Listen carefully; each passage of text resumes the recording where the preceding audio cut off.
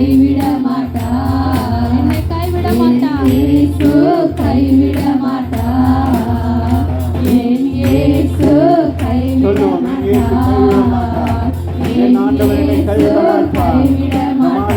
கர்த்தர் சொல்லுகிறான், நான் உன்னை கைவிட மாட்டேன், நான் உன்னை கைவிட மாட்டேன், நான் உன்னை விட்டு விலகுவதும் இல்லை, நான் உன்னை கைவிடுவதும் இல்லை. மாலை வேலையில விசுவாசத்தோடு கூட ஆண்டவருடைய வார்த்தை விசுவாசிங்க. எங்கள்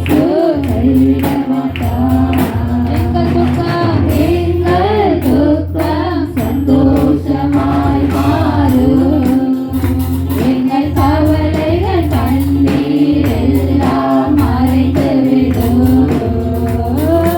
எங்கள் துக்கம் சந்தோஷமாய் மாறும், எங்கள் கவலைகள் கண்ணீர் எல்லாம் மறைந்துவிடும். சந்தோஷமா இருக்கிறீங்களா? மாணவர்களை கற்று நாம் கற்பதும் செய்கிறவராக இருக்கிறார். ஆமென். அவர் அதிசயம் செய்கிறவராக இருக்கிறார். அனுதினமும் இந்த நாளில் மாத்திரமல்ல, சுகமளிக்கும் நாளிலே மாத்திரமல்ல, அவரை நோக்கி கூப்பிடுகிற பொழுதெல்லாம் நமக்கு கர்த்தர் என்ன செய்கிறான்? மறு உத்தரவு கொடுக்கிறவராக இருக்கிறார். ஆமென். ஆண்டவர், ஆகவே இந்த நாளிலே நாங்கள் விசேஷமாக இந்த நாளை நாங்கள் ஏற்படுத்துவது காரணம் அநேக ஜனங்களுடைய வாழ்க்கையில் இருக்கிற சில காரியத்திலிருந்து விடுதலை பெற வேண்டும் என்று சொல்லிதான் இந்த சுகமளிக்கும் ஆராதனை ஆரம்பித்திருக்கிறோம். ஆகவே நிச்சயமாக வந்திருக்கிற ஜனங்களும் ஆமென், வர வேண்டிய பிள்ளைகளையும் ஆமென், தூரத்தில் இருந்தாலும் கிட்டத்தில் இருந்தாலும் நீங்கள் ஜெபிக்கிற பொழுது கர்த்தர் என்ன செய்கிறார்? சமீபத்துக்கும் தூரத்துக்கும் ஆமென் பதில் கொடுக்கிறவர், ஜீவனுள்ள தேவனாக இருக்கிறார். ஆகவே இந்த மாத வேளையிலும் கர்த்தருடைய ஆவியானவர் நம்மோடு நடத்தும்படியாக நாம் எல்லாரோடு மனப்படுவோம். ஆமென். வார்த்தையை கேட்போம். வார்த்தையை போகிற பொழுது ஆண்டவர் சின்ன பிள்ளைகள் ஆமென் அமைதியாக இருக்கணும். சின்ன பிள்ளைகள் அங்கங்கே ஓடக்கூடாது, அமைதியாக இப்போவே பழக்குங்க. பிள்ளைகளுக்கு வார்த்தையை கேட்க இப்போவே உங்களுக்கு அப்படி ஊட்டுங்க. சோறு ஊட்டுற மாதிரி, பால் ஊட்டுற மாதிரி வசனத்தையும் ஊட்டுங்க. அப்போ தான் பிள்ளைகள் வர வர பலப்படுவார்கள், வசனத்தினால பலப்படுவதாக இருக்கிறாங்க. வார்த்தைகள் போமா? சந்தோஷமாக இருக்கிறீங்களா? மீண்டும் சந்தோஷமாக இருக்கிறீங்களா? எப்படி சந்தோஷமாக இருக்கிறீங்க? கர்த்தருக்குள் சந்தோஷமாக இருக்க வேண்டாமே. ஆகவே இந்த நாளிலும் இந்த இடத்துக்கு போகிற நேரம் எப்படி போவீங்க? இன்னும் அதிகமான சந்தோஷத்தோடு. ஆமே. அந்த பட்டினத்துக்குள்ளே என்ன உண்டானதா? மிகுந்த சந்தோஷம் உண்டானது. ஆகவே மிகுந்த சந்தோஷத்தோடு இந்த என்ன செய்யணும்? இங்கிருந்து புறப்பட்டு போக வேண்டும். ஆமாம் இல்லையா?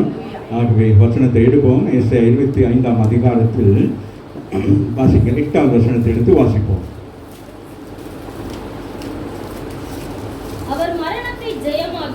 அவர் மரணத்தை ஜெயமாக விழுங்குவார். கர்த்தராகிய தேவன் எல்லா முகத்திலிருந்து கண்ணீரை துடைத்து தமது ஜனத்தின் நிந்தையை பூமி இராதபடிக்கு முற்றிலும் நீக்கி விடுவார். கர்த்தரே இதை சொன்னார் என்று சொல்லி ஆமென். ஏசாயா தீர்க்கதரிசி மூலமாக ஆண்டவர் சொல்லுகிறார், அவர் மரணத்தை ஜெயமாக விழுங்கினார். ஆண்டவராக இயேசு கிறிஸ்து ஆமென் இந்த பூமிக்கு வருவதற்கு முன்பதாகவே அவரை குறித்ததான ஒரு தீர்க்க தரிசனத்தை யார் சொல்லுகிறார்? ஏசாயா தீர்க்கதரிசி சொல்லுகிறார். அவர் என்ன செய்வாராம்? மரணத்தை ஆமென் இந்த உலகம் எப்படி இருக்கிறது?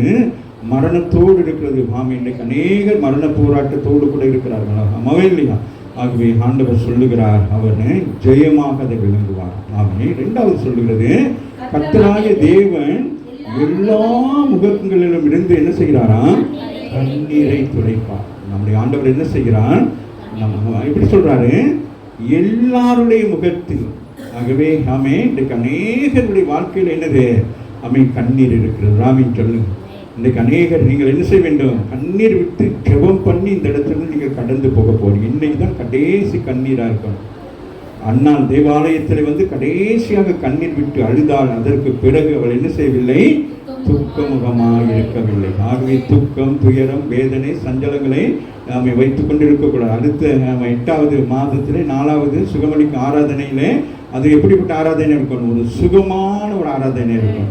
ஆமே. அடுத்த மாதம் சுகமளிக்கும் ஆராதனையில் போய் கலந்து கொள்வோம். அடுத்த மாதம் நமக்கு ஒரு தலைவலி வரணும், அப்படி இருக்கக்கூடாது. நாம் ஆமே என்ன செய்ய வேண்டும்? விடுதலை பெற்றவர்களாக இருக்க வேண்டும். ஆமாவே இல்லையா? மற்றவர்களை விடுவிக்கிறவர்களாய் காணப்பட வேண்டும். ஆமே. நீங்கள் பெற்றுக்கொண்ட அந்த அற்புதங்கள், அடையாளங்களை கண்டு மற்றவர்கள் என்ன செய்ய வேண்டும்? விடுவிக்கப்பட வேண்டும். ஆமேன். ஆமேன். உங்களுக்கு இருந்து வியாதி எப்படி போனது அப்படின்னு கேட்டால் நீங்கள் என்ன சொல்லணும்? சுகமளிக்கும் ஆராதனைக்கு கடந்து போன ஆண்டவர் என்ன செய்தான்? எனக்கு சுகத்தை கொடுத்தார். ஆமாம் இல்லையா சிஸ்டர்? போன வாரமெல்லாம் துக்கமா இருந்தீங்க, எப்படி சந்தோஷமா இருக்கீங்க? துக்கத்தை சந்தோஷமாய் மாற்றிட்டார். ஆமாம் இல்லையா? அந்த விசுவாச அறிக்கைகள் செய்ய வேண்டும். ஆகவே அதுதான் அடுத்த இடத்துல தனது ஜனத்தின் நிந்தையை பூமியில் இராதபடிக்கு, ஆமென் சொல்லுங்க, பூமியில, குடும்பத்திலே, வாழ்க்கையில இராதபடிக்கு முற்றிலுமாக நீக்கி விடுவாராம். ஒரு ஆமென் சொல்லுங்க. இனி உங்களுக்கு கஷ்டம், வேதனை, சஞ்சலம் என்று என்ன செய்யக்கூடாது? நீங்கள் அறிக்கை செய்யக்கூடாது. நீங்கள் அறிக்கை செய்தால் அது என்ன செய்யும்? அது உங்க வீட்டில் உட்கார்ந்துக்கும். துன்பம் என்ன செய்யும்? அப்படியே அலைந்து திரியும். அப்போ யாராச்சும் துன்பம்னு நினைச்சோன்னே இதே கூப்பிட்டீங்க அப்படின்னு சொல்லி அது வீட்டுக்கு வந்துடும். வேதனை அது அப்படியே வெளியில் அப்படியே சுற்றி கொண்டே தெரியும். ஆமாவே இல்லையா? அந்த சத்தத்தை கேட்டு அது என்ன செய்யும்? ஆமாம், நம்மளை கூப்பிடுறாங்க, நம்ம என்ன செய்யணும்? அந்த வீட்டுக்கு போயிடணும். ஆமாவே இல்லையா? ஆகவே தான் இந்த நாளிலே சொல்லுகிறார், அவர் மரணத்தை ஜெயமாக விழுங்குவார்.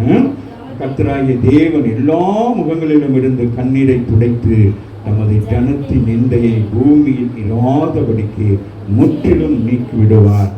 இது வேற யாரும் சொல்லவில்லை, கர்த்தரே சொல்லுகிறார். கரங்களை தட்டி தேவனை அதுக்கு விற்பனையான ஒரு வசனத்தை வாசிப்போம். யோவான் 5ஆம் அதிகாரத்தில் 24வது வசனத்தை வாசிப்போம். என் வசனத்தை கேட்டு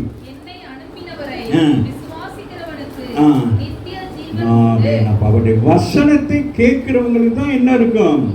கண்ணீர் மறையும், துன்பங்கள் மாறும், நிந்தைகள் ஓடி போயிடும். அதுதான் மிக முக்கியம். அதான் என் வசனத்தை கேட்டு என்னை அனுப்பினவரை என்ன செய்யணும்? விசுவாசிக்க வேண்டும். பிதாவாகிய தேவனை நீங்கள் விசுவாசித்தால் தான், ஆமே, பிதாவாகிய தேவன் ஏசாயா தீர்க்கதரிசி மூலமாக சொன்ன வார்த்தை கிறிஸ்துக்குள்ளாக நிறைவேறும். அதுதான் கிறிஸ்துங்க நினைப்பு விட்டுகிறார். வாசிக்க, என் வசனத்தை கேட்டு என்னை அனுப்பினவரை விசுவாசிக்கிறவனுக்கு நித்திய ஜீவன் உண்டாம். அதுதான் நாங்க சொல்லுகிறார். தமது ஜனத்தின் நிந்தையை பூமியிலிருந்து முற்றிலுமாக நீக்கி போடுகிறார். ஆகவே அங்க என்ன இருக்கிறதா? அந்த இடத்தை என்ன நிரப்புகிறது? நித்திய ஜீவன், நித்திய மகிழ்ச்சி, நித்திய சுகம், நித்திய விடுதலை. அப்படி நித்தியமாக அது அவன் வந்து போறது அல்ல. அவன் இந்த உலகத்தில் இருக்கிற அன்பு, உலகத்தில் இருக்கிற சந்தோஷம், உலகத்தில் இருக்கிற சமாதானம் அது வந்து போகிறது. ஆமாம், இது அப்படி அல்ல. இது நமக்குள்ளாக இருந்து என்ன செய்யும்? நம்மளை ஆளுகை செய்து கொண்டே இருக்கும். ஆமாவே இல்லையா? அவன் தான் நாங்கள் சொல்லுகிறோம், அவன் ஆக்கினைக்குள் படாமல் மரணத்தை விட்டு நீங்கி. அப்ப ஜீவனுக்கு, அப்ப இந்த பூமி எப்படி இருக்கிறது? மரணத்தின் வாசல். இந்த பூமியில சத்துருவானவன் என்ன செய்கிறான்? அவன் என்ன செய்கிறான்? எல்லாரையும் என்ன செய்யலாம்? யாரையும் விழுங்கலாம். என்ன செய்ய? அதே தான் விழுங்குறது என்னது? விழுங்குறது என்னது? ஆமீன். அங்க மோசே நாட்களில் என்ன செய்தது? அவர்கள் ஆண்டவருக்கு விரோதமான ஒரு காரியத்தை செய்த பொழுது பூமி பிளந்து என்ன செய்யுது? ஜனங்களை அப்படியே விழுங்கி போட்டதுன்னு சொல்லப்படுது. ஆமாம் இல்லையா? அதுபோல பிசாசானவன் அவன் என்ன செய்யலாம்? நம்மளை என்ன செய்யணும்? விழுங்கணும். ஆமாம் இல்லை? விழுங்கணும் என்னது? பாதாளத்துக்கு கொண்டு போகணும்னு சொல்லிட்டு. ஆனால் இங்கே வேதம் என்ன சொல்லுகிறது?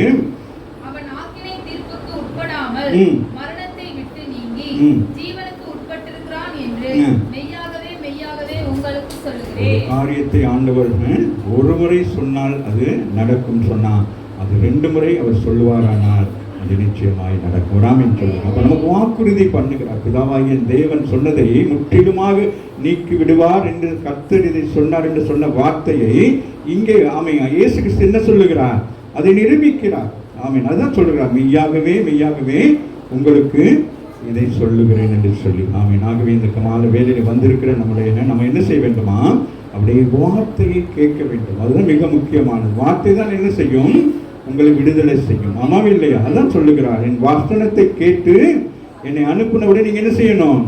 விசுவாசிக்க வேண்டும். பிதாவாகிய தேவனை நீங்கள் விசுவாசித்தீர்கள் ஆனால் தான் ஆமீன் இந்த நாளிலே கேட்கிற வசனத்தின்படியாக என்ன செய்வார்? அவர் மரணத்தை ஜெயமாக விளங்குவார். தேவன் எல்லா முகங்களிலிருந்து என்ன செய்வார்? கண்ணீரை துடைப்பார். அது மாத்திரமல்ல, அவன் எல்லா நிந்தையும் என்ன செய்வார்? பூமியிலிருந்து எடுத்து போடுறார். அந்த பூமி எப்படி நிந்தை நிறைந்ததாக இருக்கிறது, கவலை நிறைந்ததாக இருக்கிறது, சமாதானமற்றதாக இருக்கிறது. அவன் எல்லாம் ஓடிக்கொண்டே இருக்கிறாங்க, சமாதானத்தை தேடி ஓடுறாங்க, சந்தோஷத்தை தேடி ஓடுறாங்க, பணத்தை தேடி ஓடுறாங்க.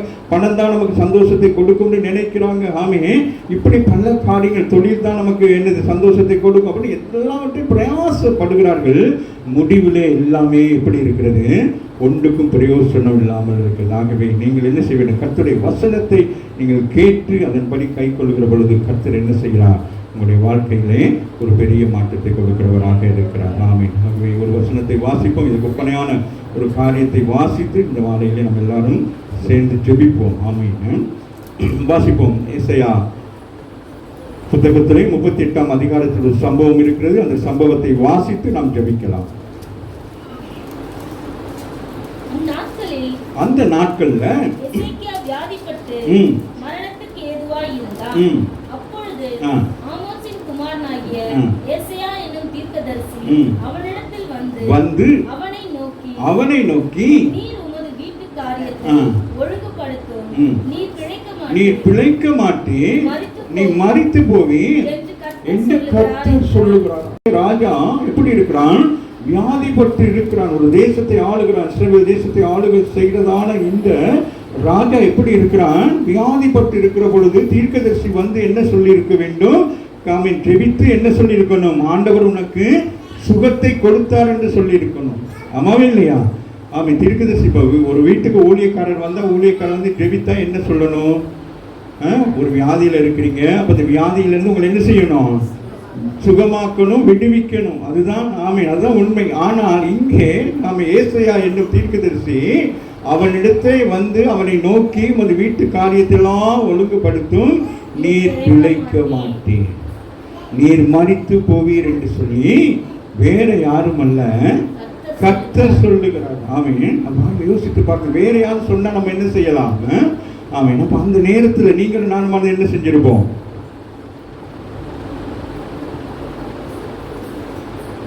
சொல்லுங்க. நீங்களும் நானும் தான் என்ன செஞ்சிருப்போம்,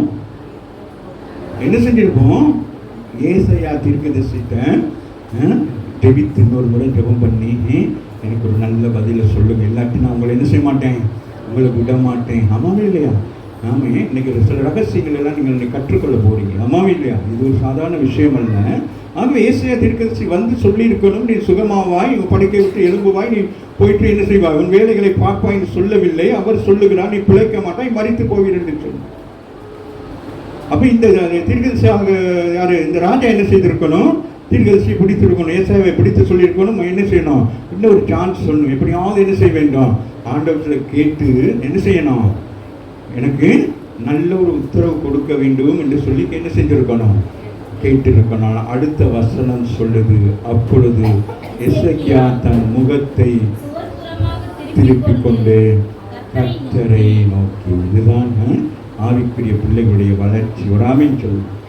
ஆமீன். உங்கள் காரியம் ஆமீன் எதுவானாலும் நீங்கள் கர்த்தரிடத்தில் பேச வேண்டும். ஒரு ஆமீன் சொல்லு. உங்களுக்கு ஒரு ஊழியக்காரனையோ அல்லது வேறு யாரிடத்திலேயோ ஃபோன் பண்ணியோ இல்லை வேறு யாரிடத்திலேயோ சொல்லி அல்ல, நீங்கள் என்ன செய்ய வேண்டும், உங்களுக்கும் தேவனுக்கும் இருக்கிற உறவிலே என்ன பிரச்சனை, என்ன தடை, ஏன் இதை எனக்கு அனுமதித்தார் என்பதை நீங்கள் என்ன செய்ய வேண்டும், ஆண்டவரிடத்தில் தைரியமாய் கேட்க வேண்டும். ஆமா இல்லையா? ஆகவே எசேக்கியா என்ன செய்தான், தைரியமாக ஆண்டவரிடத்தில் என்ன செய்கிறான் பாருங்கள், வாசிங்களே. அப்பொழுது எசேக்கியா தன் முகத்தை ஏசாயா அப்படியே துக்க முகமாய் போகிறார். நான் வந்து இந்த ராஜாவுக்கு ஒரு ஆசீர்வாதத்தை கொடுக்கலாம் என்று சொல்லி வந்தால் நான் என்ன சொல்லிட்டு போறேன், ஒரு துக்க செய்தியை கொடுத்து விட்டு போகிறேன் என்று அவர் துக்கமாய் போகிறார். எசேக்கியா ராஜா துக்கமாக தன்னுடைய படுக்கை அறைக்கு போயிட்டு அவர் என்ன செய்கிறார், அவன் தன் முகத்தை சுவர்புறமாக திருப்பிக் கொண்டு கர்த்தரை நோக்கி வேண்டுகிறார். ஆமென். ஆமென். இதுதான் இன்றைக்கு நாங்கள் கற்றுக்கொள்கிற விஷயம். ஆமாவே இல்லை, நம்முடைய வாழ்க்கையில் அநேக நேரங்களிலே அப்படிப்பட்ட பிரச்சனைகள் வருகிற பொழுது ஆமென் நம்ம என்ன செய்ய வேண்டும், நாம் கர்த்தரை நோக்கி பார்க்க வேண்டும். நம்முடைய வாழ்க்கையில் வருகிற பிரச்சனைக்கு அவர் விடுதலை கொடுக்க வேண்டும் என்று சொன்னால், நீங்கள் உங்கள் குற்றங்கள், உங்கள் குறைகள் அல்லது உங்களுக்கும் தேவனுக்கும் இருக்கிற ஏதோ ஒரு சம்பவம் ஏதோ ஒன்று இருந்தால் நீங்கள் என்ன செய்ய வேண்டும், அதை சரி செய்வதற்கு ஆண்டவரை நோக்கி பார்க்க வேண்டும். ஆமாவே இல்லையா? ஆகவே ஆமென் ஏசாயாவை பார்த்து ஆமென் எனக்கு ஜெபம் பண்ணு அல்லது எதுவுமே சொல்லவில்லை. வந்த விஷயம் என்னவானது? துக்க செய்தியாக இருந்தது. ஆனாலும் எசேக்கியா ராஜா என்ன செய்கிறார்? அவர் போய் தேவனை நோக்கி வாசிங்களேன், அடுத்த வசனம் வாசிங்களேன். கர்த்தாவே நான் உமக்கு முன்பாக உண்மையும் மனம் உத்தமமாய் நடந்து உமது பார்வைக்கு நலமானதை செய்தேன் என்று சொல்லுகிறார். இந்த மாலை வேளையில வந்திருக்கிற ஆமென் நீங்களும் நானும் ஆமென் இப்படி ஒரு ஜெபத்தை நமக்கு ஏறெடுக்க முடியுமா? இப்படி ஒரு விண்ணப்பத்தை ஏறெடுக்க முடியுமா? இந்த மாலை வேளையில வந்திருக்கிற நீங்களும் நானும் பாருங்க சொல்ல, கர்த்தாவே நான் உமக்கு முன்பதாக உண்மையும் மன உத்தமமாய் நடந்து உமது பார்வைக்கு நலமானதை செய்தேன் என்று சொல்லுகிறார் என்பதை நினைத்தருளும் என்று விண்ணப்பம் பண்ணினான், மிகவும் அழுதான் என்று சொல்லுகிறார். அங்கே ஆண்டவரோடு அவன் என்ன செய்கிறான்? ஒருமனப்படுகிறான். ஆண்டவரிடத்திலே தன்னை என்ன செய்கிறான்? ஒப்பு கொடுக்கிறான். இல்லையா? ஒப்புரவாக வேண்டும். ஆமென். இந்த வசனத்துக்கு 2 ராஜாக்கள் 20ஆம் அதிகாரத்தில் 4-5 வாசிங்க மகள். 2 ராஜாக்கள் 20ஆம் அதிகாரம். ஏசாயா பாதி முற்றத்தை விட்டு பாருங்க இந்த ஜெபம் எப்படி கேட்கப்படுகிறது? இந்த எசேக்கியாவுடைய ஜெபம் எப்படி கேட்கப்படுகிறது? உடனடியாக கேட்கப்படுகிறது. ஆமே நீ மரித்து போவாய், நீ பிழைக்க மாட்டாய் என்று சொல்லி திரும்பி போகிற ஏசாயா தீர்க்கதரிசி அவன் வீட்டை விட்டு அந்த அரண்மனையை விட்டு வெளியிலே போவதற்கு முன்பதாகவே வசனம் சொல்லுகிறது, முன்பதாகவே கர்த்தருடைய வார்த்தை அவனுக்கு உண்டாகி அவர் சொன்னது, நீ திரும்பி போ, என் ஜனத்தின் அதிபதியாகிய எசேக்கியாவை நோக்கி என்னவென்றால் உன் விண்ணப்பத்தை கேட்டேன், உன் கண்ணீரை கண்டேன், இதோ நான் உன்னை குணமாக்குவேன், 3ஆம் நாளிலே. சரி இங்கே வாங்க, இங்கே வாங்க. அதே 38 வாசிக்க மகன். நோக்கி என்னவென்றால் உன் விண்ணப்பத்தை கேட்டேன், உன் கண்ணீரை கண்டேன், இதோ உன் நாட்களோட 15 வருஷம் கூட்டுவேன். கரங்களை தட்டி தேவனை மேம்படுத்துவேன். இந்த நாளில் வந்திருக்கிற நமக்கு யோசித்து பாருங்கள், இப்படி ஒரு பிரச்சனைகளை நம்ம தவித்துக் கொண்டிருக்கிறோமா? ஒரு மரணத்தையே ஆண்டவர் என்ன செய்தான்? ஜெயமாக விளங்கினார். ஆமாவே இல்லையா? நமக்கு இப்படிப்பட்ட ஒரு பிரச்சனை இருக்கிறதா? இப்படி ஆண்டவரே நமக்கு ஏதாச்சும் சொல்லி ஆமே நமக்கு நடக்கிற மாதிரியான ஒரு பிரச்சனைகள் இருக்கிறோமா? இல்லையே. நமக்கு வர்ற பிரச்சனை என்னது? ஒரு சாதாரண பிரச்சனைகள் தானே. ஆமாவே இல்லையா? அப்படிப்பட்ட பிரச்சனைகளுக்கு நம்ம என்ன செஞ்சிடறோம்? துவண்டு போயிடுறோம். ஆமாவே இல்லையா? துவண்டு போயிடுறோம், பலவீனம் அடைஞ்சிடும், அப்படியே யோசிக்கிறோம், அப்படியே ஓடி திரிகிறோம். ஆமே இன்றைக்கு ஏசாயாமே புத்தகத்தின் மூலம் நமக்கு கர்த்தர் எசேக்கியா ராஜா மூலம் ஒரு காரியத்தை கற்றுக் கொடுக்கிறார். எந்த பிரச்சனைகள் நம்முடைய வாழ்க்கையில் வந்தாலும் நாம் வேறு யாரிடத்திலும் அல்ல, நாம் தேவனோடு என்ன செய்ய வேண்டும்? ஒப்புரவாக வேண்டும். தேவனிடத்தில் உடன்படிக்கை பண்ண வேண்டும். தேவன் நம்முடைய வாழ்க்கையில் ஒரு அற்புதத்தை செய்வார். ஆகவே 2 காரியத்தை செய்தான். அந்த 2 காரியத்தை இந்த மாலை வேளையில செய்து நாம் ஜெபித்து முடிக்க போகிறோம். ஆகவே வாசிங்களே மக, அந்த 3ஆவது வசனத்தை வாசிங்க. நான் உமக்கு முன்பாக உண்மையும் மன உத்தமமாய் நடந்து உமது பார்வைக்கு நலமானதை செய்தேன் என்பதை நினைத்தருளும் என்று விண்ணப்பம் பண்ணி எசேக்கியா மிகவும் அழுதான். ஆமென். 2வது சொல்லப்படுது, அப்பொழுது ஏசாயாவுக்கு உண்டான கர்த்தருடைய வார்த்தை, நீ போய் எசேக்கியாவை நோக்கி தாவீதின் தேவனாய் இருக்கிற கர்த்தர் சொல்லுகிறது என்னவென்றால், உன் விண்ணப்பத்தை கேட்டு, முதலாவது ஆண்டவர் உங்கள் விண்ணப்பத்தை கேட்கிறார். 2வது உங்கள் கண்ணீரை காண்கிறார். ஒரு ஆமென் சொல்லுங்க. உங்களுடைய பிரச்சனையிலிருந்து ஆண்டவர் விடுவிக்கிறார். உங்களுக்கு பிரச்சனை இன்றையோடு அந்த பிரச்சனை உங்களை அழுத்தி கொண்டிருக்கிறது. ஆனால் ஆண்டவர் உங்களுக்கு என்ன செய்கிறாரு? அதிலிருந்து ஒரு பெரிய மாற்றத்தை கொடுக்கிறார். பாருங்க, நாட்களோட 15 வருஷங்கள் அவனுக்கு ஆண்டவர் ஒரு நித்திய ஆசீர்வாதத்தை கொடுத்தார். அவன் மரணத்தை என்ன செய்கிறான்? ஜெயமாக விளங்குகிறார். கர்த்தராகிய தேவன் எல்லா முகங்களிலிருந்தும் கண்ணீரை துடைத்து தமது ஜனத்தின் நிந்தையை பூமியில் இராதபடிக்கு முற்றிலும் நீக்கி போடுவான்.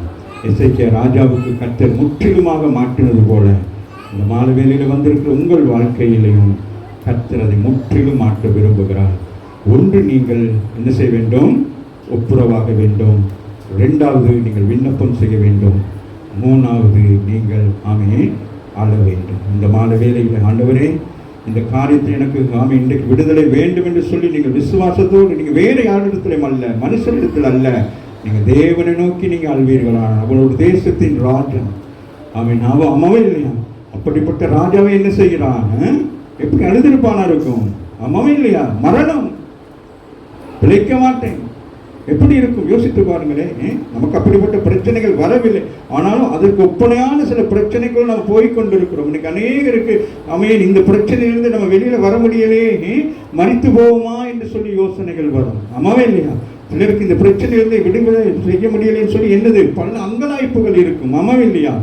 ஆனால் அவன் என்ன செய்தான்? எசேக்கியா ராஜா தன் முகத்தை சோற்புறமாக திருப்பிக் கொண்டு மனுஷனை அல்ல, தீர்க்கதரிசி அல்ல, யாரையும் அல்ல, அவன் கர்த்தரை நோக்கி பார்த்தான். இந்த மாலைகளில் நீங்கள் உண்மையிலே கர்த்தரை மாத்திரம் நீங்கள் நோக்கி பார்ப்பீர்களானால் கர்த்தர் உங்கள் வாழ்க்கையிலே ஒரு பெரிய அற்புதம் செய்வார். அமேலுவின் என்று ஜெபம் பண்ணுவோம். இந்த நாளிலே ஆண்டவர் அநேகருக்கு விடுதலை கொடுக்க இருக்கிறார். நீங்கள் விசுவாசிக்க வேண்டும். நீங்கள் தான் என்ன செய்ய வேண்டும்? இந்த மாலை வேலையிலே ஆண்டவருடைய சமூகத்தில் நான் சொன்ன 3 காரியம்.